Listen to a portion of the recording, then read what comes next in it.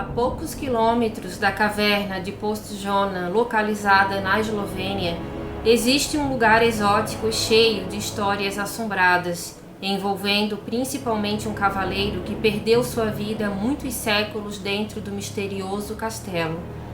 Atrás do maior castelo de cavernas do mundo, há uma rede de túneis secretos e assustadores. Hoje, a caverna sob o castelo de Predjama é o lar de uma colônia de morcegos. Mas, segundo muitas pessoas, não somente os morcegos estão lá, mas também espíritos atormentados pelo seu próprio passado. Será? Eu sou Bruna Oliveira, sejam todos muito bem-vindos ao canal Castelos do Tempo.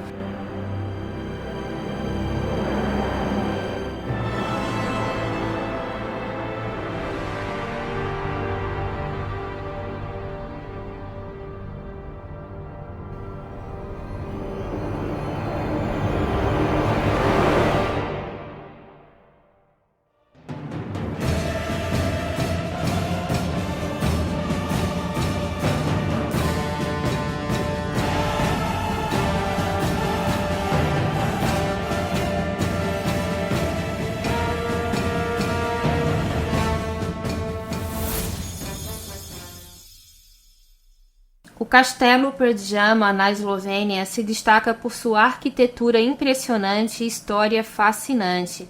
Esse castelo está localizado no meio de um penhasco de 123 metros de altura e ele está lá há mais de 800 anos. Ele está escondido na boca de uma caverna a 11 quilômetros da cidade de Postojna. E o castelo renascentista, ele parece realmente ter saído, gente, de um belo livro de contos de mistérios. Mas por trás dessa beleza singular também reside um passado bastante turbulento, marcado por conflitos, mortes e, obviamente, histórias bastante assombradas.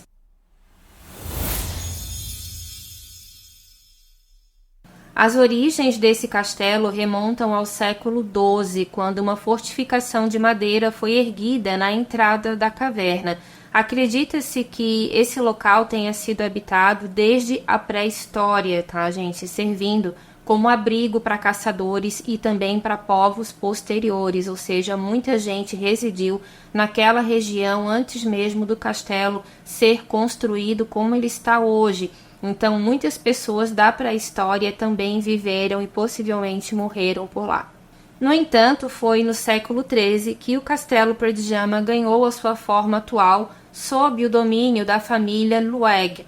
Algumas pronúncias também falam que essa família se chamava Lueger, então talvez, para a tradução aqui no português, tenha mudado alguma coisa.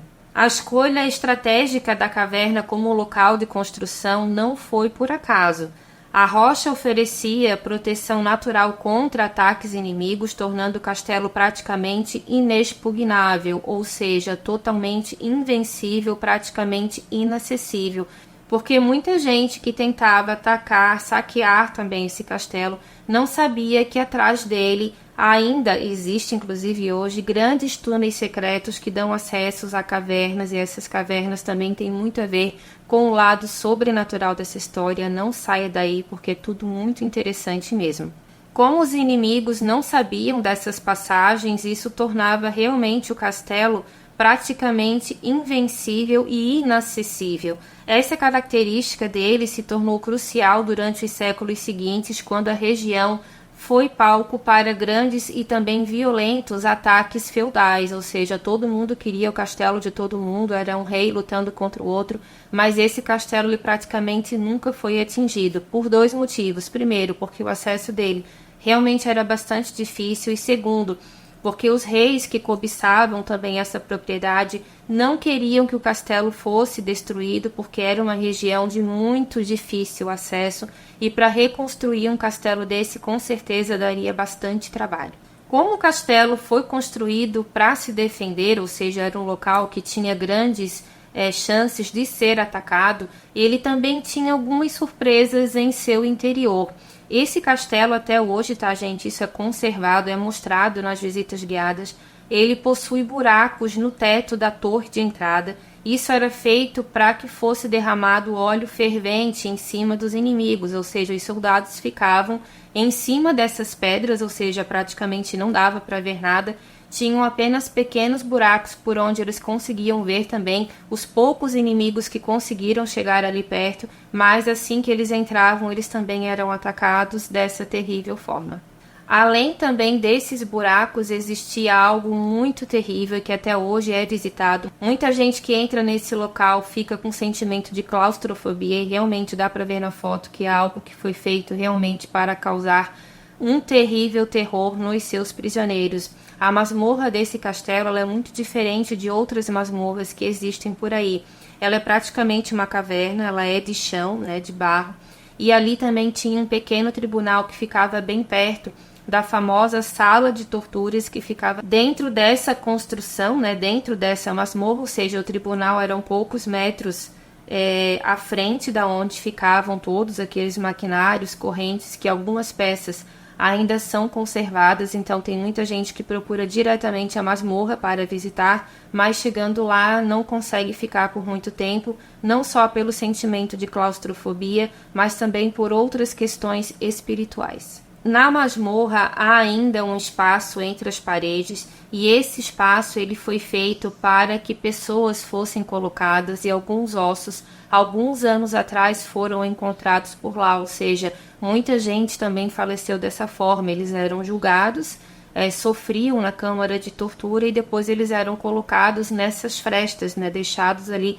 ainda com vida para que o seu fim fosse o mais trágico possível. E um detalhe: essas ossadas elas nunca conseguiram ser retiradas de lá. Muita gente fala que é para plena conservação da história, mas outros também acreditam que ao tentar retirar, algum tipo de fungo também possa sair dali de dentro e as ossadas também possam ser danificadas. Ou seja, as pessoas que faleceram na masmorra ainda continuam lá, ou seja, né, as suas ossadas. Na sala do tribunal, que também fica bem próximo da masmorra, há também uma porta que leva a uma caverna vertical profunda de aproximadamente 63 metros. Ou seja, a pessoa entrava lá, ela era julgada, ela já era condenada ali mesmo, sofria então vários horrores inexplicáveis e ela sabia que seria deixada ali ainda com vida. Então é um local que presenciou cenas realmente de verdadeiros pesadelos e para muitos médiuns isso também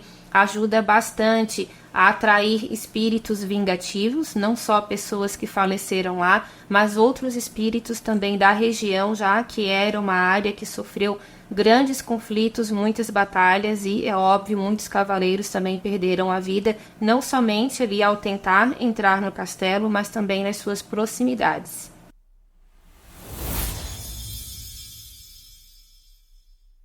A história do Castelo Perdjama ela está intimamente ligada à figura de um cavaleiro, também um barão conhecido como um barão ladrão, e ele acabou recebendo inclusive o apelido de Robin Hood, porque dizem que ele roubava dos seus inimigos mais ricos, mas que ele não ficava com essas riquezas, que ele acabava distribuindo para a população, principalmente para os mais pobres.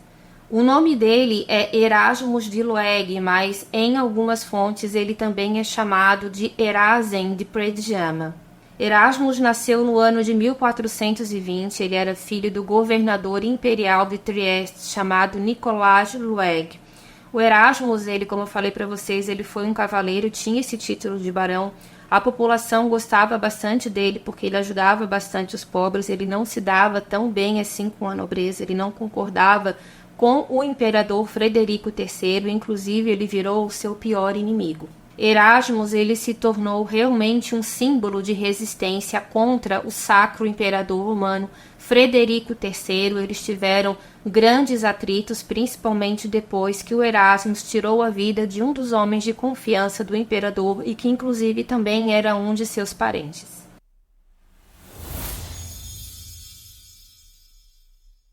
Em 1452, Erasmus se rebelou contra o imperador por causa de uma disputa territorial, mas algumas fontes também mencionam que essa rixa não era somente por causa de territórios, mas também por algo pessoal que teria ofendido bastante a honra de um amigo já falecido de Erasmus.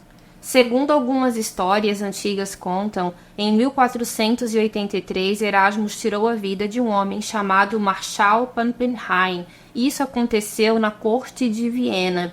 Isso ocorreu durante uma discussão aonde o Marshal ele teria ofendido a honra do amigo falecido de Erasmus. Esse amigo se chamava Andreas Baumkircher de Vipava. Eu acho que é assim que se pronuncia o nome, tá, gente? É uma linguagem bem difícil. Mas eu sei que ele fez uma piada a respeito da morte desse homem. O Erasmus não gostou nem um pouco.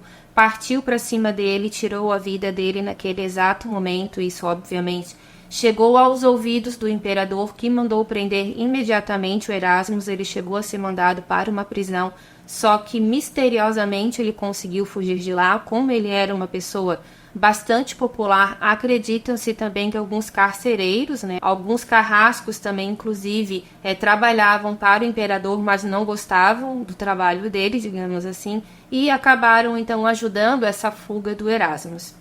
Assim que o Erasmus saiu dessa prisão em que ele foi colocado, ele foi direto para o castelo de Predjama, claro que com a ajuda de outras pessoas, e ele conseguiu acessar o castelo pela parte de trás, usando túneis secretos que praticamente só ele conhecia, e também alguns funcionários de maior confiança dele, porque nem todo mundo que trabalhava lá conhecia todas essas redes de caverna que eram interligadas e que levavam também o Erasmus para qualquer lugar da cidade. Só que mesmo ele fugindo, o imperador não perdoou o que ele fez e mandou vários homens tentarem achar o Erasmus, até que ele conseguiu a informação que ele estava escondido dentro do castelo.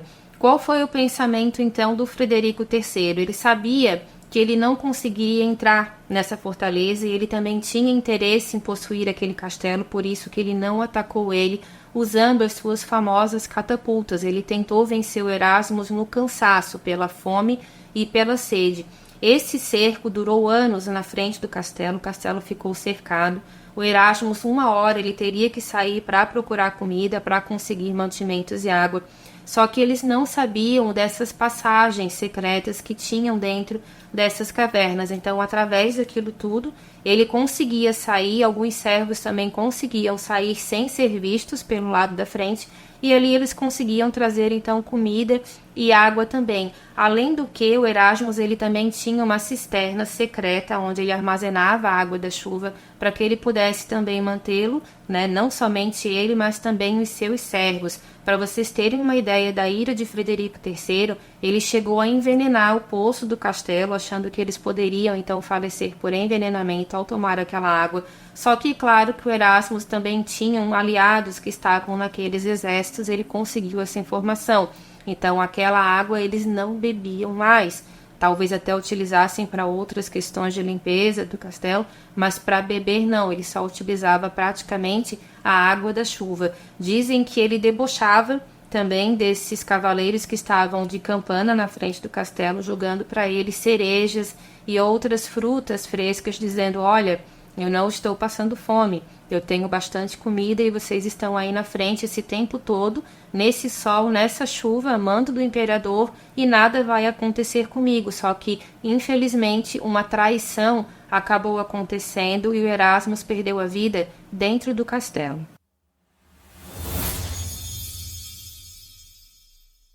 Apesar da aparente invencibilidade do castelo, Erasmus teve um terrível fim dentro de sua própria fortaleza, e isso também teria acontecido entre os anos de 1483 a 1484. O ano da morte dele ainda é um grande mistério, assim também como o corpo dele. Ninguém sabe exatamente aonde ele foi enterrado. A história mais conhecida sobre o seu falecimento diz que ele foi traído por um servo que revelou aos inimigos a localização de um túnel secreto que levava até o seu quarto, e ao tentar se esconder nesse túnel, Erasmo ele foi atingido por uma pedra lançada por uma espécie de canhão improvisado, como se fosse uma catapulta. Na verdade, era uma pedra muito grande.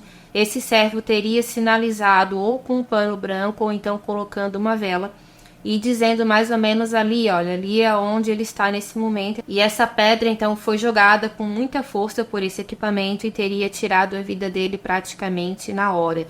Outras histórias mencionam que, na verdade, o Erasmus ele estava no banheiro, de um dos quartos, e naquele momento em que ele estava tomando banho, esse servo então teria colocado uma lamparina exatamente na janela onde ele estava, que era justamente na parte da frente do castelo. E mesmo não querendo destruir aquela fortificação, mas era a única forma de pegá-lo, o imperador então autorizou que essa pedra fosse lançada, né, quebrou uma parte da estrutura, e o Erasmus teria perdido a vida dele então dessa forma, enquanto ele estava tomando banho. Após a morte de Erasmus, o castelo Perdjama mudou de mãos várias vezes, servindo como residência de diferentes famílias nobres. No século XVIII, ele se tornou propriedade da família Combenzel, que o transformou em uma residência de verão.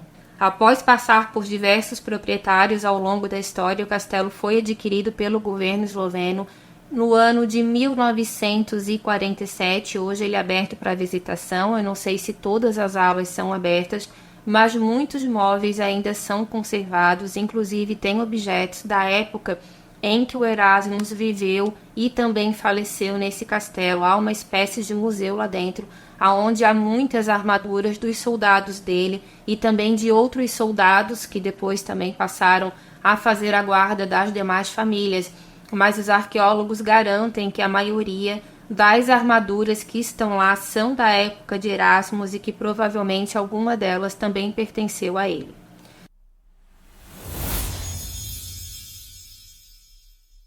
A localização exata do túmulo de Erasmus de Loeg ainda é um grande mistério.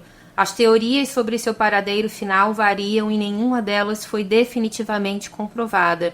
Uma dessas teorias sugere que ele foi enterrado em algum lugar dentro do próprio castelo Perdjama, possivelmente em uma cripta secreta ou em uma das capelas do castelo. Acreditam-se que alguns servos, que eram mais fiéis a ele, também teriam descoberto a traição desse outro servo, que ele não teve um final nada bom, inclusive na masmorra do castelo, apesar disso tudo também não ter sido provado, mas dizem que alguns servos rapidamente enterraram ele de uma forma bastante secreta para que o corpo dele jamais fosse violado. Outras teorias também contam que ele teria sido levado às pressas pelos túneis, para que ele pudesse ser enterrado em um cemitério da região, mas até hoje nenhum pesquisador, nenhum historiador conseguiu realmente descobrir o paradeiro da sepultura desse famoso cavaleiro.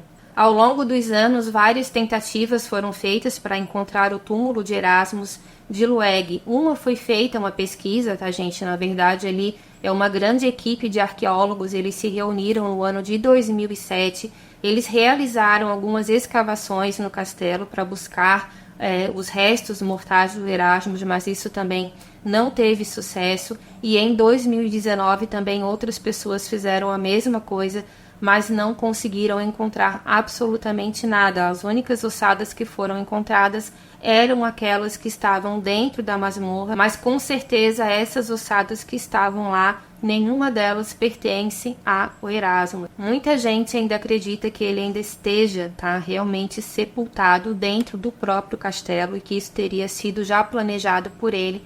Ele já teria combinado isso com alguns servos para que, caso alguma coisa acontecesse com ele, alguma traição acontecesse com ele, ele tivesse esse destino. Então, para que ele realmente nunca fosse encontrado.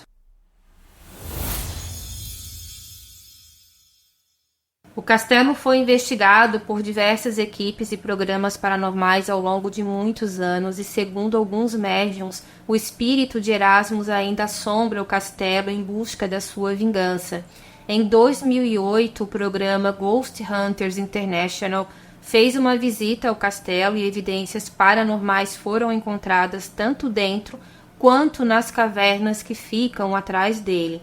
Muitos passos e vozes também teriam sido escutados e até mesmo detectados, e isso teria acontecido por todas as partes, não só nas cavernas, mas também dentro das instalações do Perdjama. As cavernas que ficam embaixo do castelo, elas são cavernas minerais com quartzo e ferro.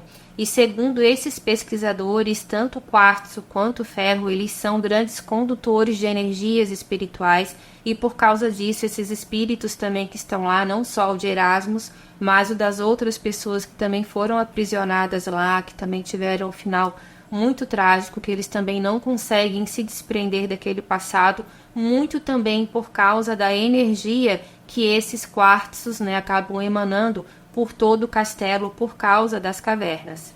Muitos médiuns também acreditam que alguns espíritos, de pessoas que faleceram em um grande terremoto que aconteceu na região no ano de 1511 também possam assombrar esse local. Eu não consegui descobrir se eles faleceram dentro dessas cavernas ou nas suas proximidades, mas por algum motivo, talvez por esses quartos, por esses minerais todos que estão ali, espíritos também de pessoas que faleceram naquela região, não propriamente dentro do castelo, também são atraídos para lá por esse motivo.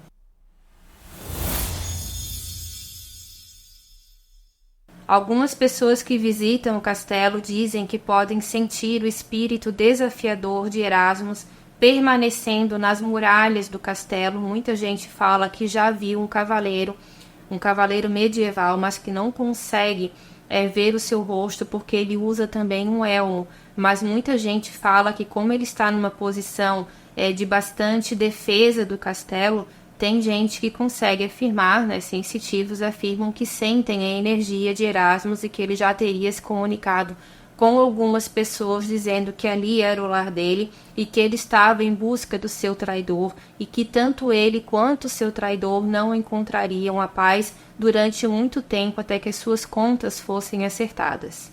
Muita gente fala também que vê o espírito de Erasmus vagando pelos corredores do castelo, vestindo a sua armadura e carregando também uma espada. Muita gente fala que é o Erasmus por causa de uma pintura que existe. Essa pintura também está em exposição dentro do castelo.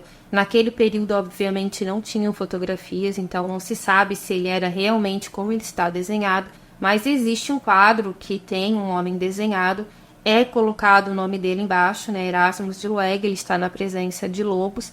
Não se sabe se aquela imagem foi desenhada após a morte dele, mas muita gente acredita que ele seja realmente muito parecido com o homem daquele desenho, porque quem já o viu descreve ele sendo um homem muito parecido com o que está naquela pintura, que ele tem o cabelo escuro, um pouco mais comprido, e até mesmo as próprias roupas que ele está usando, no quadro, também já foram vistas como se fosse um ator se fantasiado, com uma roupa antiga, passeasse por dentro do castelo. Muita gente já perguntou para os guias turísticos se existia algum ator que simulava algum tipo de aparição, o Erasmus, que eles tinham visto, um homem muito parecido com o homem do quadro, mas os guias falam que não, que eles não fazem esse tipo de trabalho, e realmente, pelo que eu vi no site, tem algumas apresentações, mas são com horários marcados, então não é alguém que fica andando para lá e para cá, até porque ele facilmente pode ser encontrado.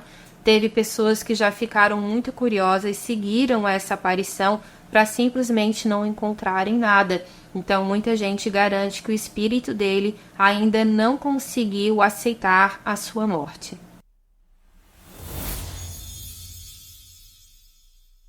Outras pessoas também que trabalham no castelo, que fazem o fechamento dessa propriedade no período da noite, eles falam que durante esse fechamento eles conseguem ver luzes passando pelos corredores, que no começo eles achavam que seriam outros funcionários que estavam fazendo a mesma função, para depois descobrir que, na verdade, naquela ala do castelo não havia mais ninguém. Então, uma espécie de luz é vista, inclusive, pelas janelas. Quem está do lado de fora garante que parecem ser luzes de velas ou de lamparinas, passando.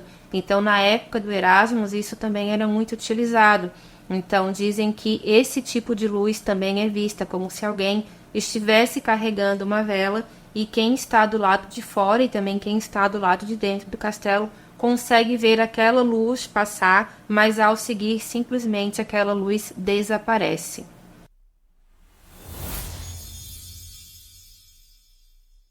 Algumas lendas também falam sobre uma famosa mulher de branco, Ninguém sabe quem ela é, mas provavelmente alguém que também perdeu a vida dentro do castelo, e o nome dela seria Verônica.